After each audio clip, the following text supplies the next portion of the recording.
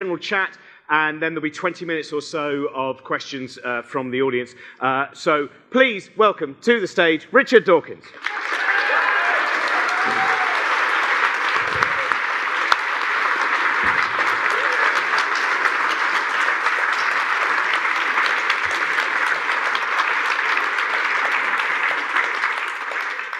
Richard, we'll start straight off with just something that Darwin talked about in Descent of Man. Has been talked about much since, the idea of the long childhood and how that gives humans such potential.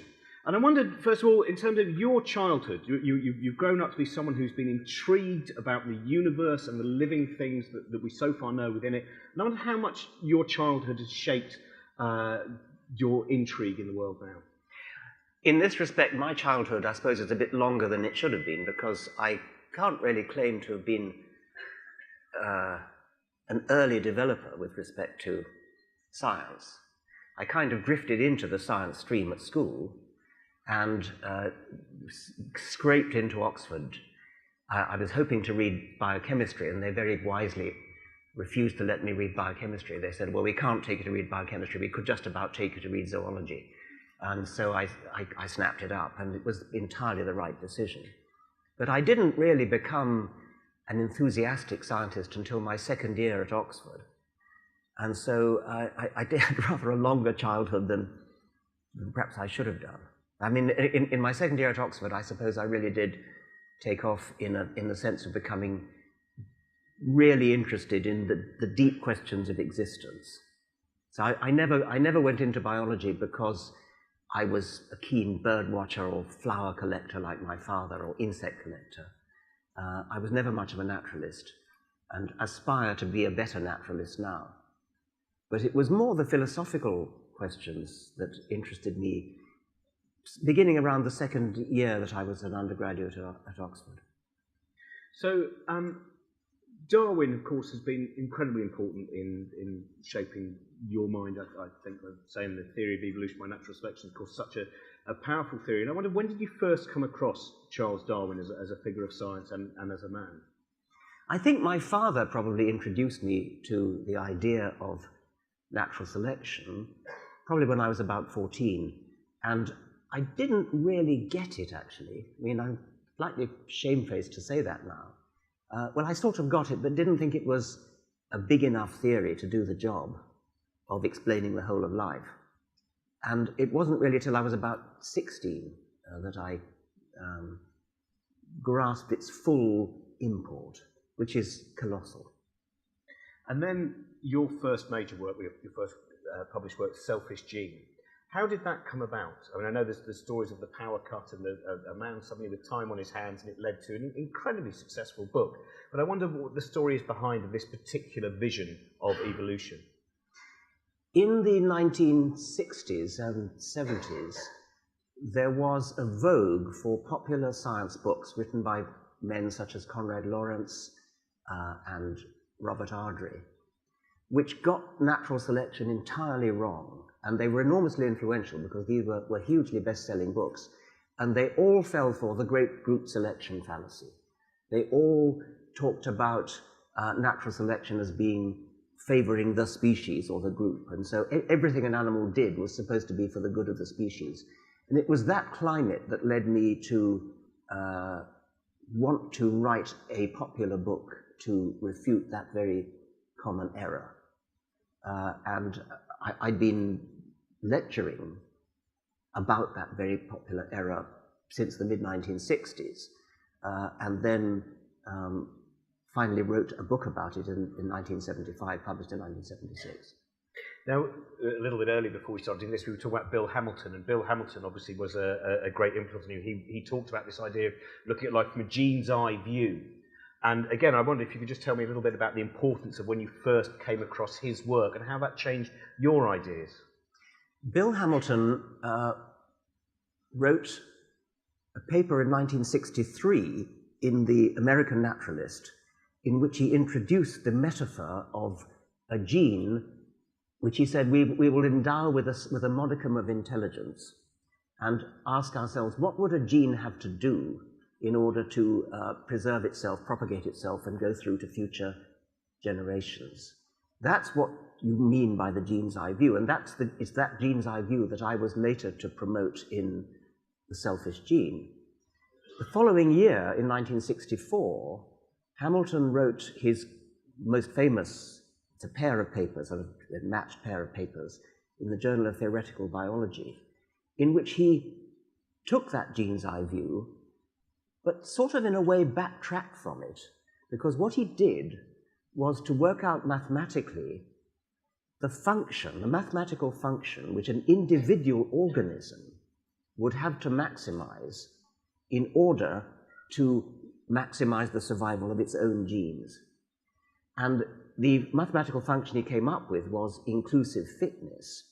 So inclusive fitness is a complex, abstract mathematical quantity, which is that which an individual organism would work towards maximizing if what's really going on is maximizing the survival of its genes. And the reason for that is that it's built by the genes of its ancestors, which successfully made it through the generations.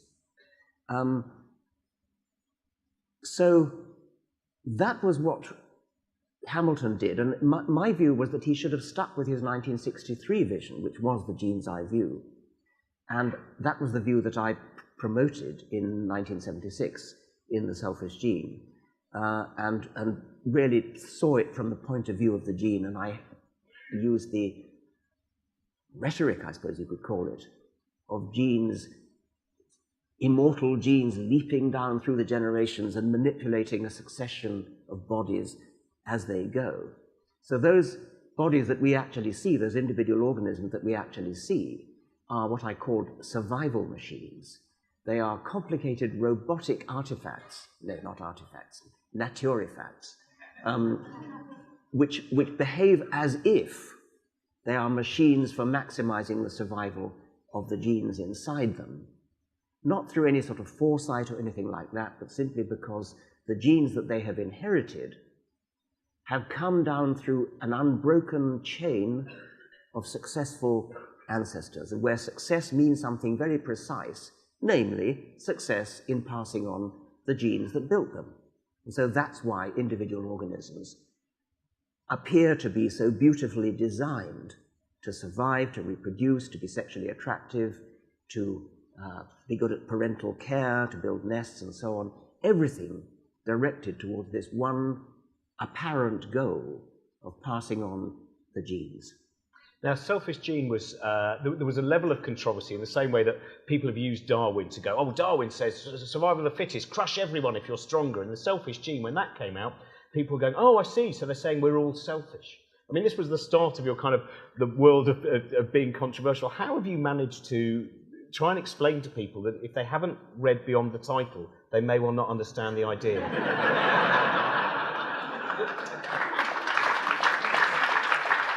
Yeah.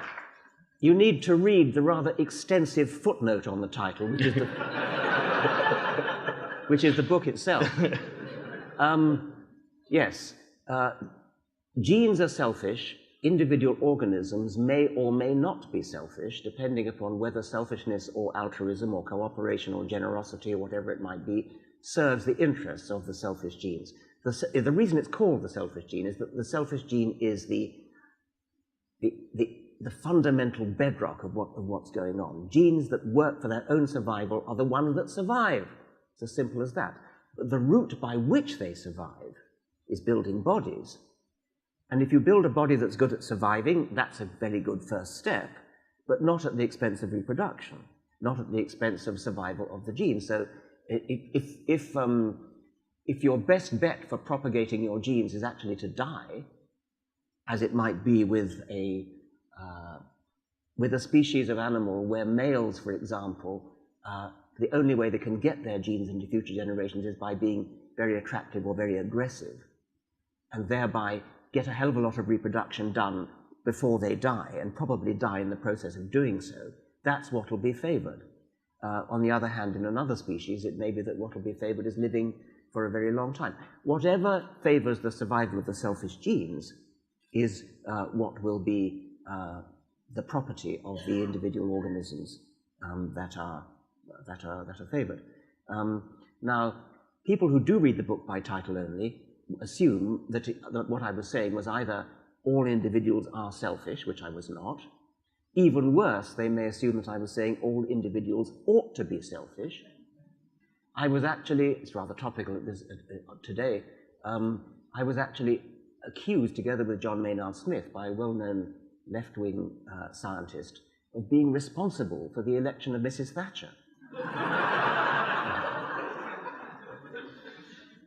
What is it about the theory of evolution by natural selection what do you think, what's the difficulty people have with it? Those who it seems to have, as you've discussed before, people don't seem to have such a problem with ideas of the Big Bang Theory, the idea of how the universe began, but in terms of the process of life on Earth, it seems that does create a level of vitriol. What do you think it is, and how can we get across the message that this is a more beautiful the problems with the story? Big Bang and the origin of the cosmos are different. I mean, people do have very grave problems with but I mean, that's genuinely difficult.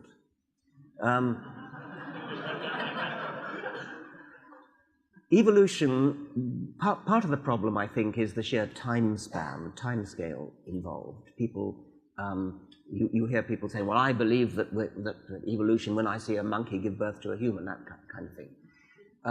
So partly they don't get the time scale, and it's very difficult to get. I mean, we're accustomed to years, centuries, have a bit of a problem with millennia. But when it comes to 1 million years, 10 million years, 100 million years, 1 billion years, we can't even begin to grasp that. So that's one problem. Another problem is that perhaps because there's been so long for it, because natural selection is such a powerful process, the illusion of design, which has been achieved in living organisms, things like the eye, which is famous, Darwin himself dealt with the problem, things like the eye, things like the heart, things like the brain, things like the cell, indeed, they are so overwhelmingly, sledgehammeringly carrying the illusion of design that people have grave difficulty in freeing themselves from the feeling that it must be designed. And I'm often curious as to why it took so long for a Darwin and a Wallace to arrive on the scene. It took until the middle of the 19th century, 200 years later than Newton, when, to my mind, what Newton achieved required really more intellect. I mean, it was much more difficult to do what Newton did than to do what Darwin did. Why did it have to wait another 2 centuries? And I think the reason may be that the intuitive power of the idea of design is so enormous that people it didn't even cross their mind that there might be a natural explanation for something as complicated and apparently designed as an eye, or indeed a body as a whole. So if somebody of the power of Newton's intellect had set himself the task of coming up with a naturalistic explanation, or indeed Aristotle set himself to the task of coming up with a natural explanation of living things, they might have got it. But somehow it probably didn't even occur to them that it was even worth looking for a natural explanation. It just seemed so obvious that it had to be supernatural. Have you ever managed to, because I think creationists, there are 2 different kinds. I think the creationists who may well not have actually seen the facts, and then there is, of course, a broad group of political creationists. Have you ever actually managed to convince a creationist that perhaps the theory of evolution is a more accurate view of life on Earth? I did once. We had a graduate student at Oxford from America. He came from Walla Walla College, and he was a young Earth creationist, and I'm not quite sure how he got in, but anyway, there he was, and he very conscientiously attended my lectures on evolution all right through the term. And at the end of the last lecture, he came down to the front and he thumped the desk and he said, "Gee, this evolution, it really makes sense." Now, in his case, he'd never even met it. He'd gone to Walla Walla College and he'd been taught straight young Earth creationism, and he didn't even know what Darwinism was. And so with him, it was just a matter of showing him the evidence, and his eyes were opened. but there are others who will never accept it. I mean, the most famous example is Kurt Wise, the American geologist, who after a degree in geology, I think from Chicago, and a PhD from Harvard in paleontology, still remained a young Earth creationist. And he wrote in a book called, I think, Just 6 Days, which is a collection, a compendium of essays by young Earth creationists. And he described, almost movingly actually, the story of how he had ambitions to become a teacher of science, of geology, and he had increasingly worried about the conflict between his science and his biblical training from childhood. And he said one day he got a Bible and he got a pair of scissors and he went right through the Bible, cutting out all the bits that would have to go if he accepted the scientific worldview. And then he said, at the end of this, there was so little left of Holy Scripture that it just fell to pieces. And then he said, that night, in great sorrow, I tossed into the fire. I thought he was going to say, I tossed into the fire my young Earth creationism. Not a bit of it. He said, I tossed into the fire all my hopes and dreams of becoming a teacher of science.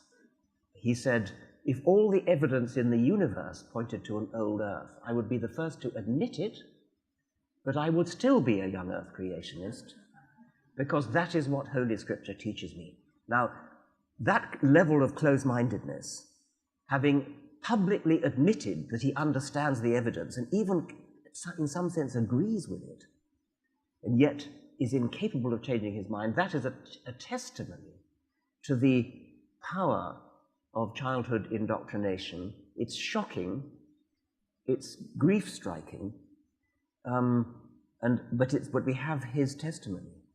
Another example is a professor of astronomy. I was told this by the Oxford professor of astronomy, who said he has a colleague in America who is a professor of astronomy somewhere in America and who writes learned papers in astronomical journals filled with mathematics, all making the assumption that the universe is nearly 14 billion years old, yet he privately believes the universe is only 6,000 years old. He holds down a job as a professor of astrophysics, writes papers, gets them accepted, mathematical papers, and yet privately believes that everything he writes is nonsense. How do you deal with a mind like that? How do you deal with a mind that's capable of splitting itself into two in that way? Well, I've more or less given up trying with people like that. If I have an argument with a creationist, I'm more often than not really trying to change his mind, but I'm thinking of the other people listening in. If say there's an argument on a stage like this or on radio or something of that sort. And my target is rather more I suspect majority of people who vaguely think of themselves as religious, maybe vaguely think of themselves even as creationist, because they just haven't thought about it, haven't been interested in it. And if I can arouse their interest and show them the evidence, then it's my feeling that they'll simply see it. Well, this is what I wondered about in terms of teaching of children. And famously, you once talked about the idea of a child being just having a faith kind of put into their mind is like a form of abuse. And my son, who's 5 and at a perfectly normal school, a non-religious school, has recently been told that, Jesus turns into bread and wine and God created, which I'm quite angry about. There will be a letter. And unfortunately, I think, as I told you, I had a long talk with him, and the other day turned to him and it's all right, Daddy, I do believe in the Big Bang after all. Not entirely sure he's got all the complexities, but it's a start. What do up to the age of 7, the famous Jesuit thing, which, in fact, in most education, that early part is a lot of it myth, fairy tale, and perhaps religious education. What can be done to try and create critical thinking from an early age when you have minds that are developing? Yes.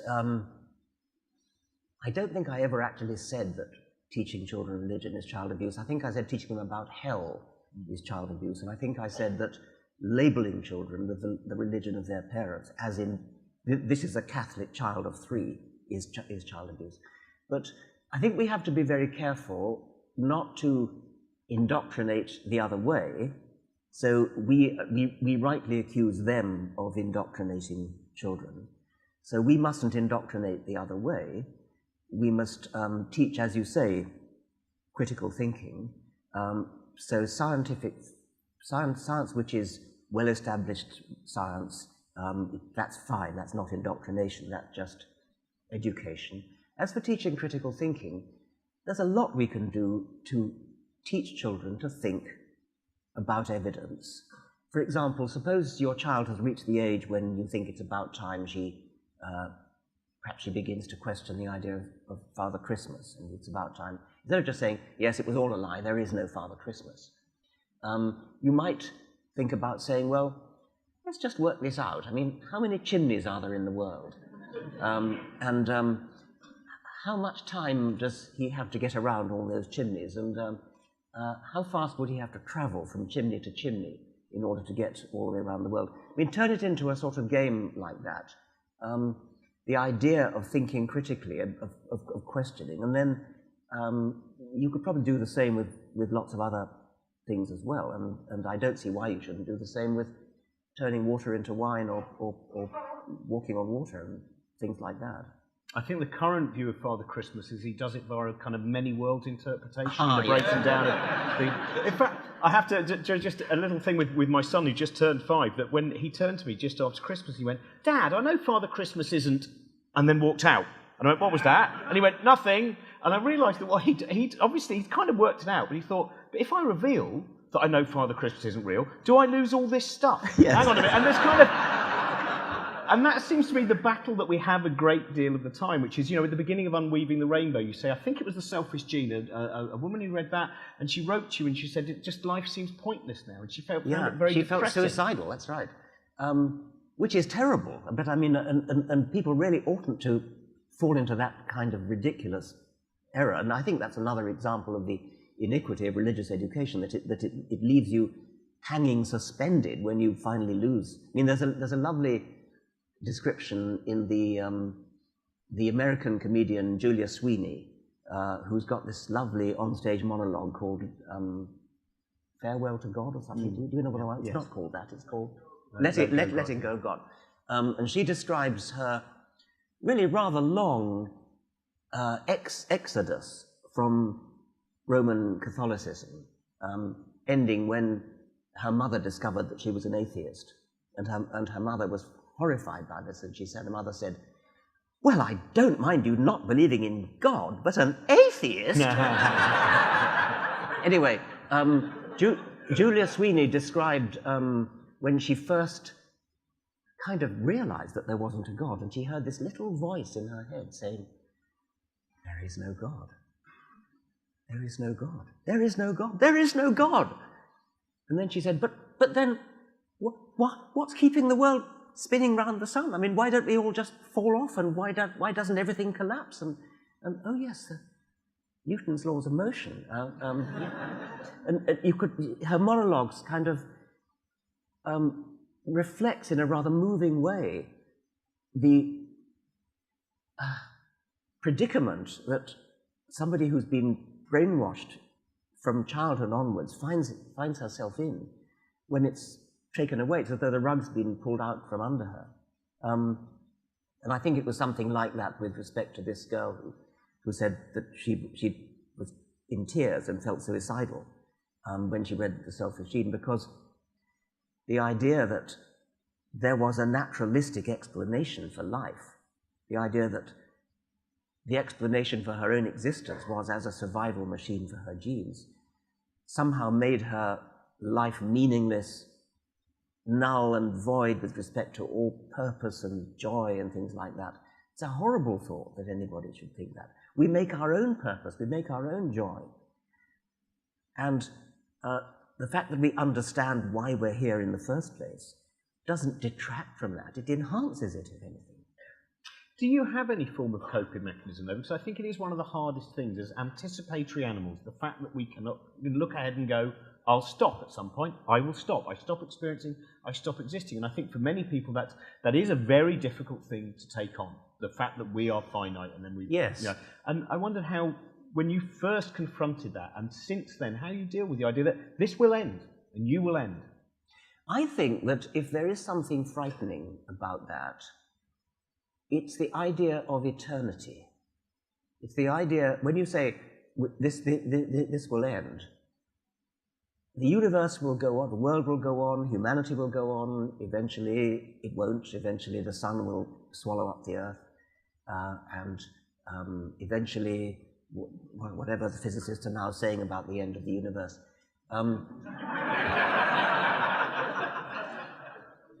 What's frightening is the idea of eternity.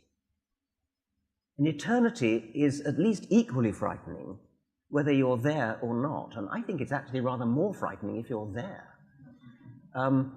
I think that eternity is sufficiently, the idea of going on right through to the end of the universe is sufficiently frightening that I quite like the idea of spending it under a general anesthetic, which of course is exactly what's going to happen.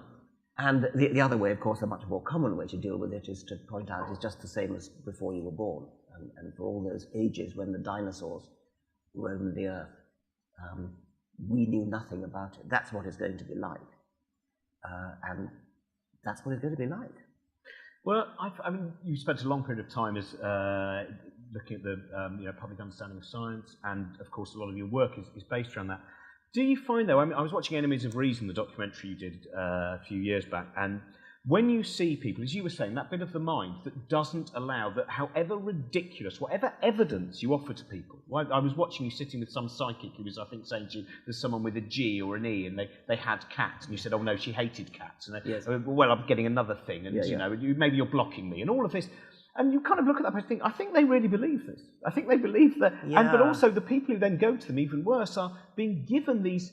And it doesn't matter, there's famous stories of people having faith healers revealed to them as charlatans, and they go, oh, now I've got to find a new faith healer. And well, no, it's kind of, to me, sometimes I'm very pessimistic about the human outlook. And I wondered, I agree.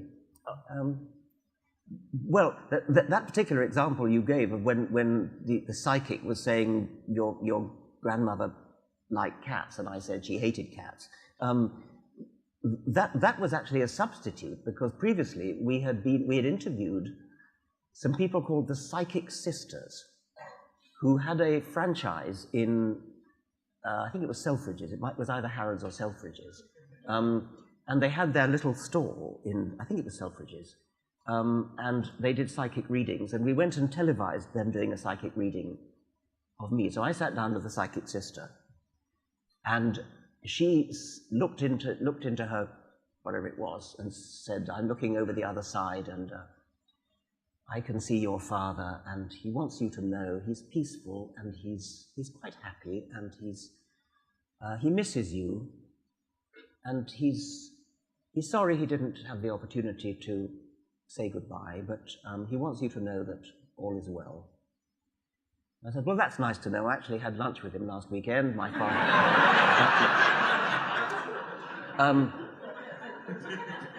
So she sort of stopped the camera.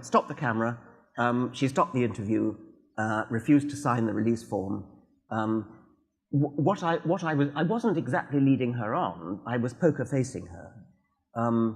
The way they work, as you know, it's the way they work is they try to guess, and they try to fish for possible indications. At the time, I was in my 60s, and it was a reasonable guess that my father was probably dead. And so she kind of began with that guess. And when I didn't immediately say, oh, actually, my father's still alive, I simply said nothing and kept the poker face. She thought, okay, well, she was able to carry on with that. She, I think, was a genuine charlatan. I think she is a genuine charlatan. Her victims clearly are not. And usually the victims of these people, victims of cold reading of that sort, are people who actually want the cold reader to succeed. And so if the fishing achieves a certain little measure of success, you'll get an eager expression in the face of the victim. which reinforces the faith. And you know what they do, and they fish sufficiently, and if they miss out on C, they say, well, maybe it wasn't him who begins with C, maybe it was, I know, and maybe it was his father. Yes, and you give us a slight sort of feeling that yes, it was his father. Okay, I've skipped a generation. It was his father, that kind of thing. I think that there may be some who are genuine, some who are sincere. Most of them are just fakes. But what is the... I mean, I think it has got... Some of them have got a lot better because of smartphones now. When you walk in, they go on Wikipedia, so it means they've got a much better reading.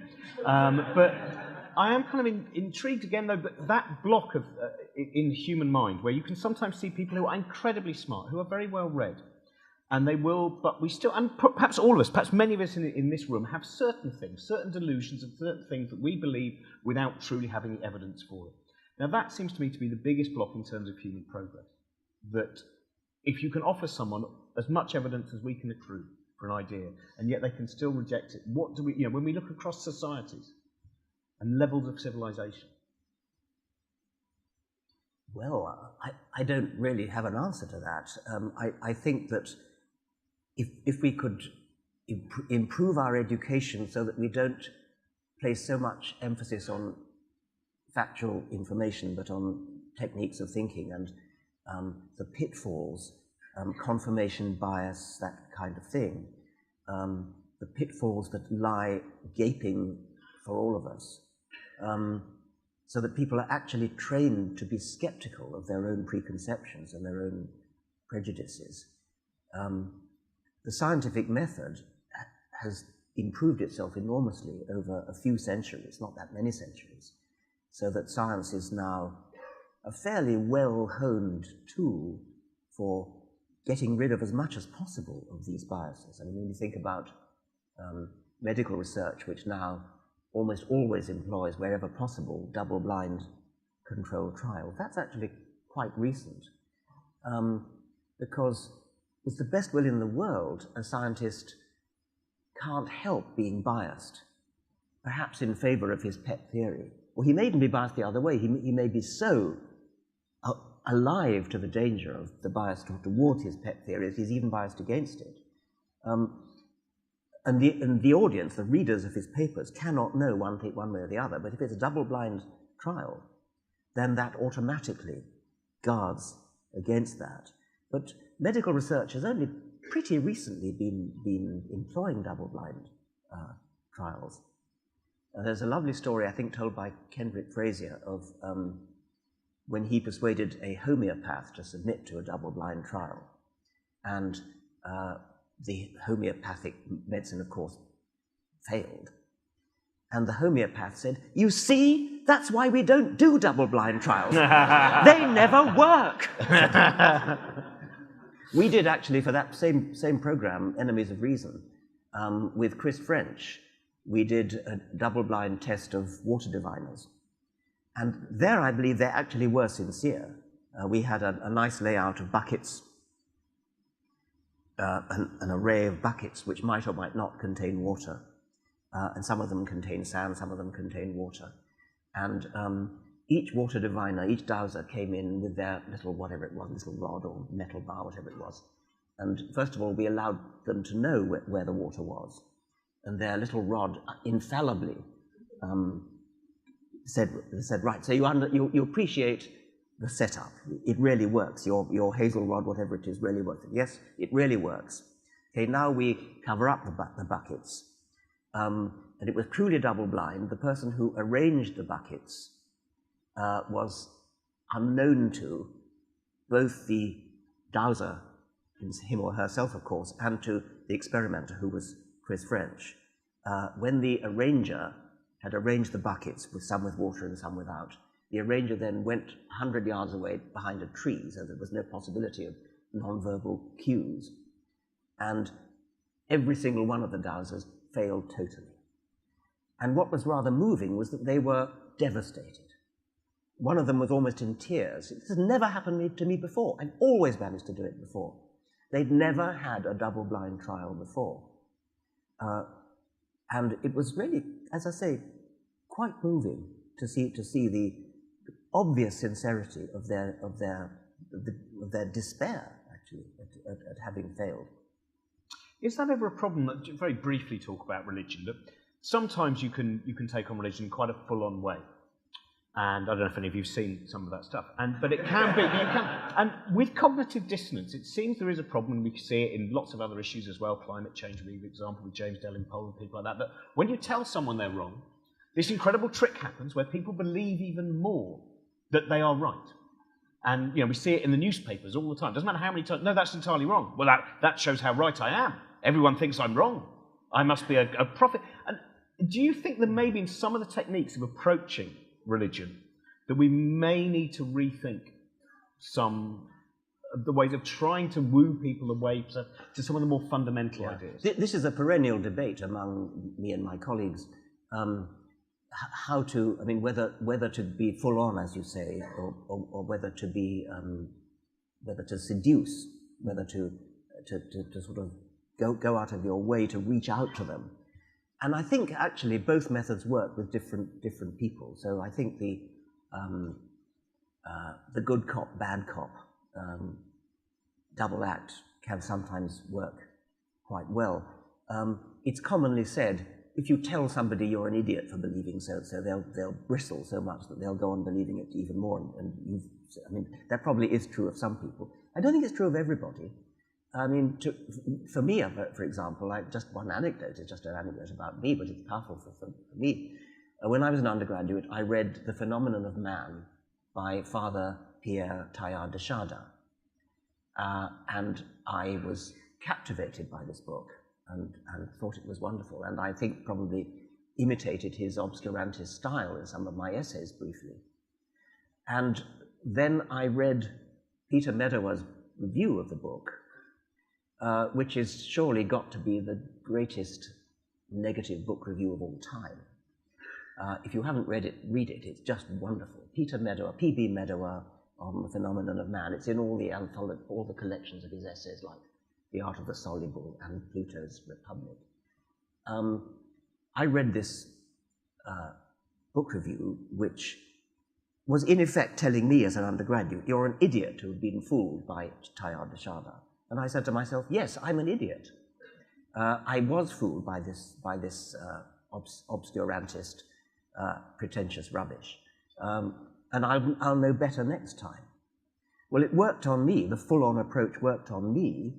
It's possible that with other people, they would have, as you say, bridled so much that they would have been driven further into the arms of pretentious obscurantism.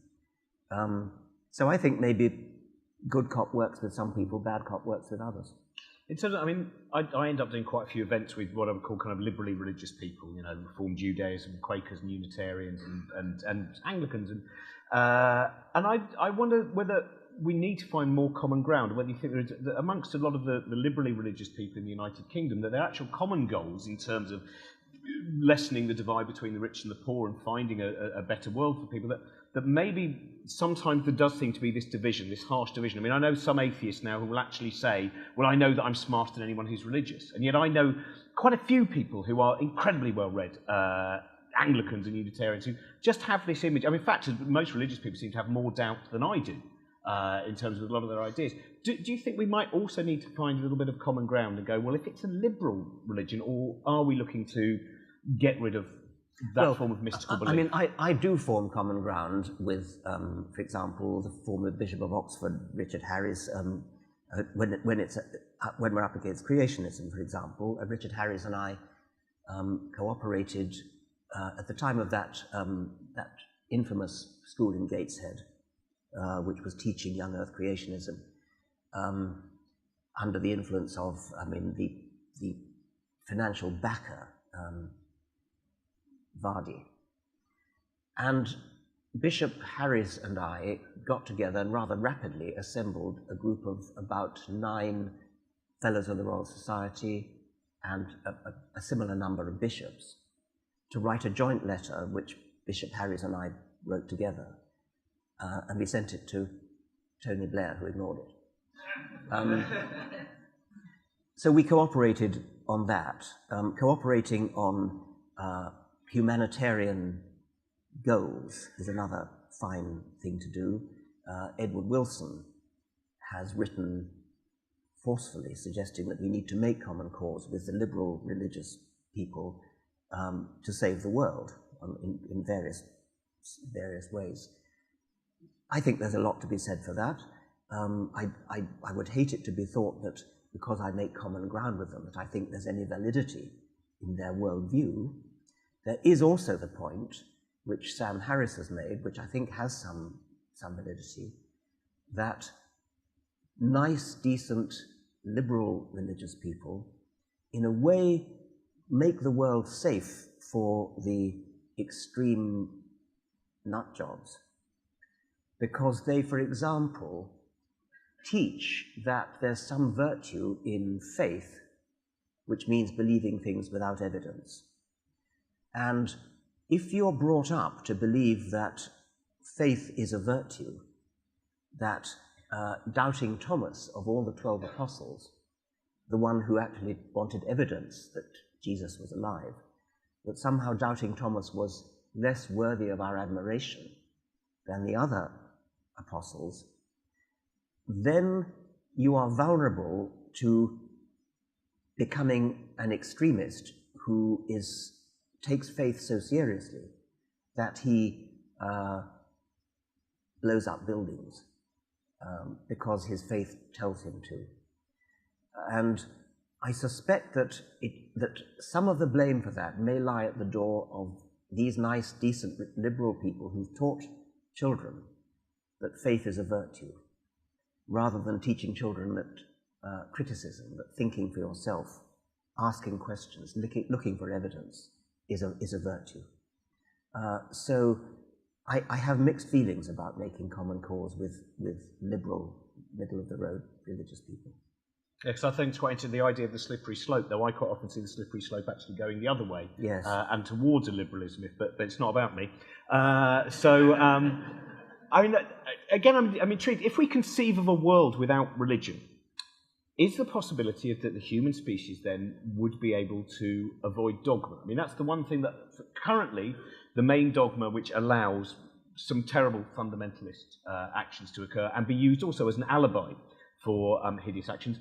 The umbrella is religion. Now, should religions disappear, if we conceive of that, can we then conceive of a species where every individual is free thinking, critical thinking? I mean, religious dogma is not the only pernicious and hateful dogma. Nazism, fascism, Stalinism, these are dogmas. They're not religious dogmas. Well, depends how you define religion, but they're not, at least in the case of Stalinism, it's not supernatural religious dogma. It is dogma, and it has it reinforces itself in similar ways. That followers of Stalin would say things like, the end justifies the means, and it's in the interest of the party, it's in the interest of the future of the proletariat, and some blood must be spilled. In Stalin's case, a heck of a lot of blood was spilled. And it's sort of justified because of the greater good. Now that's an equally horrible dogma. I would like to see us get rid of all such dogmas and it replaced by critical thinking again. What's the evidence?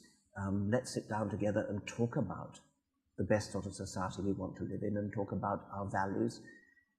So I would like to see the world swept clean of religion, but I'd also like to see it swept clean of these other sorts of dogmas, which can be equally horrible. Well, that's what I wondered in terms of, from the perspective of looking at living creatures, the idea of a creature where each individual is a free thinker. Do you think, looking at the animal world, I know it's very difficult because with our level of self-consciousness, you think there is an inkling of possibility that such a human world could exist?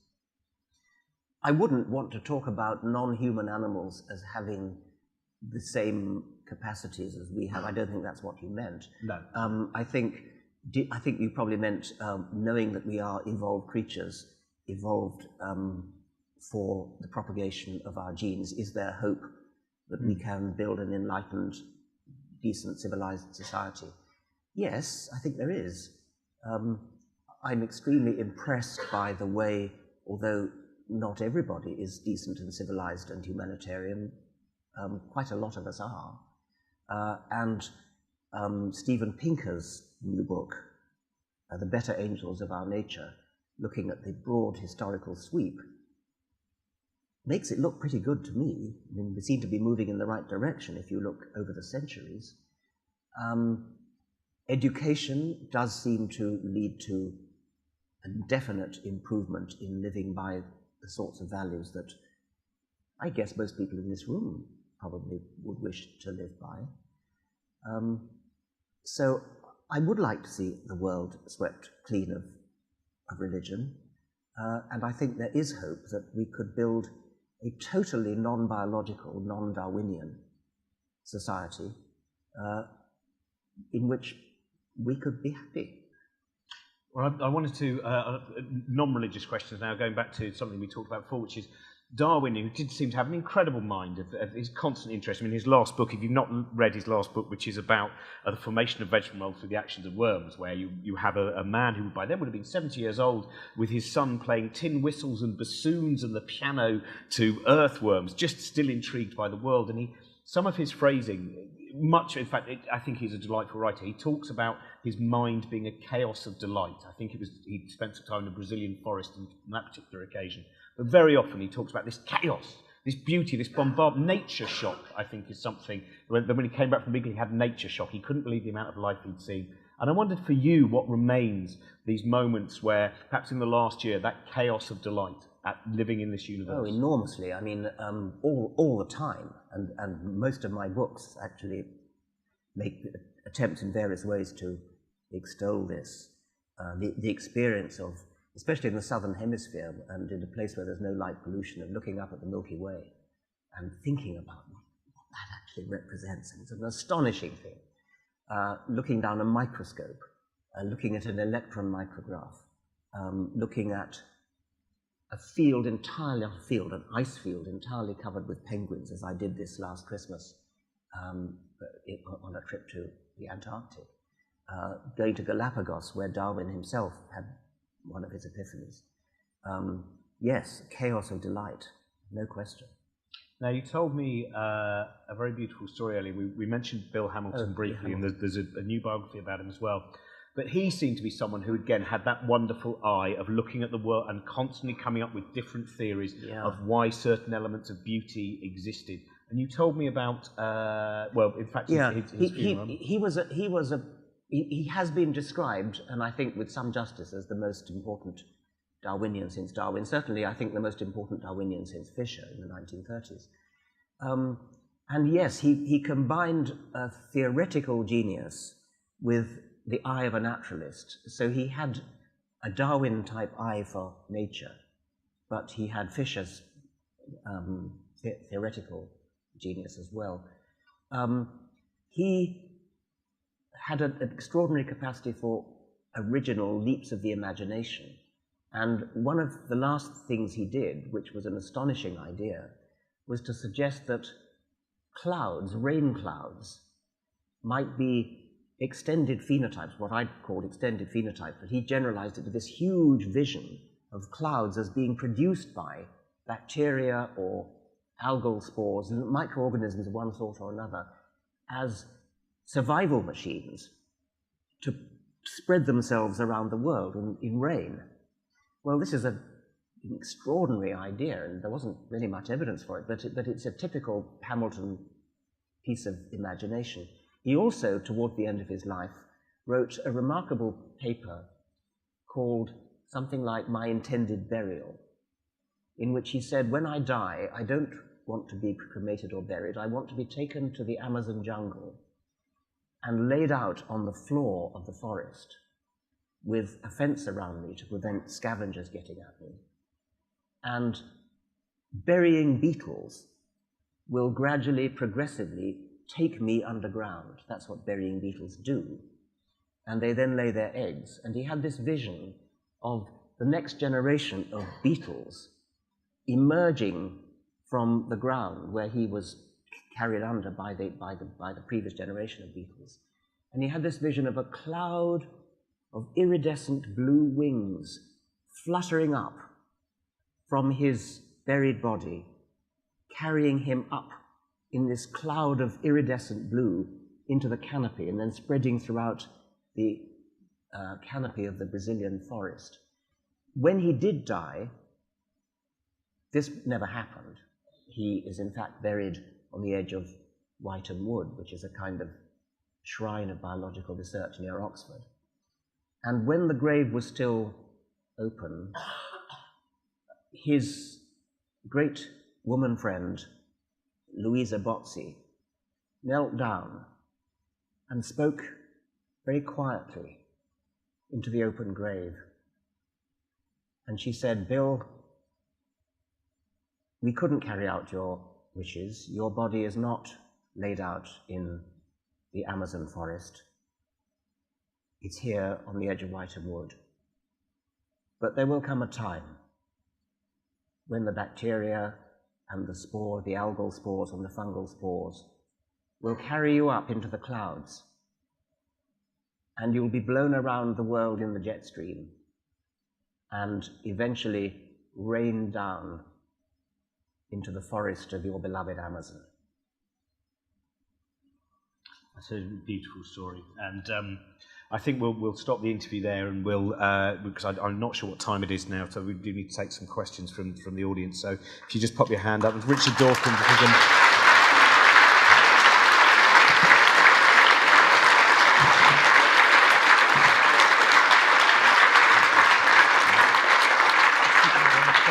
Where's the clock? I can't see. Oh yeah, there's the clock. Yeah. We've got 5 minutes. Oh, I'm sorry. Right, who's got a question? Would anyone like to ask a question? You've covered everything. Amazing. Can we have the lights? I can't see if if we have the lights up a little bit. If anyone would like to come forward to ask a question. Ah, there we are.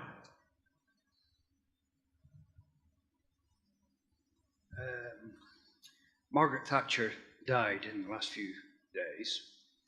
Ideas die. The idea of creationism may well die.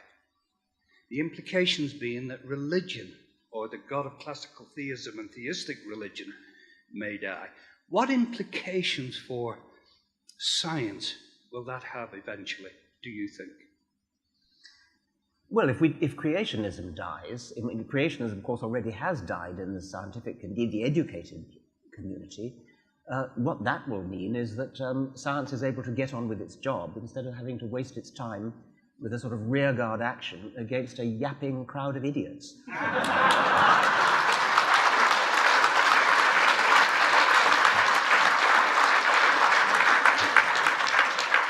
I love seeing your gentler side. Yes.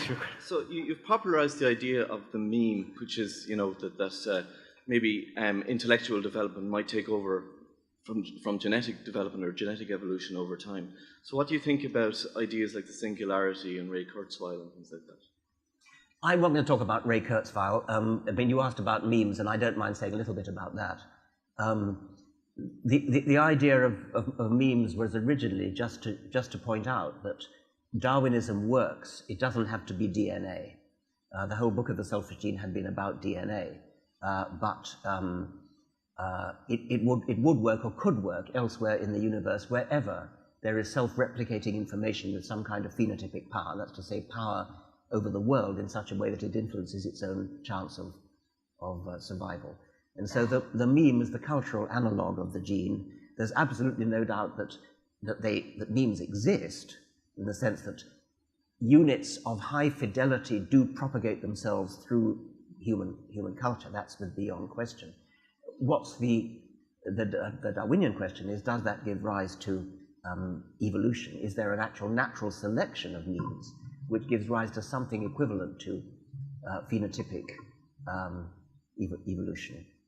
I don't think there's any point in trying to link that to Ray Kurzweil. It seems to me to be a quite separate question. We're going to have to draw the line there. And by the way, when I was reading Unweaving the Rainbow again, I love this D.H. Lawrence quote: "Knowledge has killed the sun, making it a ball of gas with spots." And then I immediately found some Richard Feynman, of course.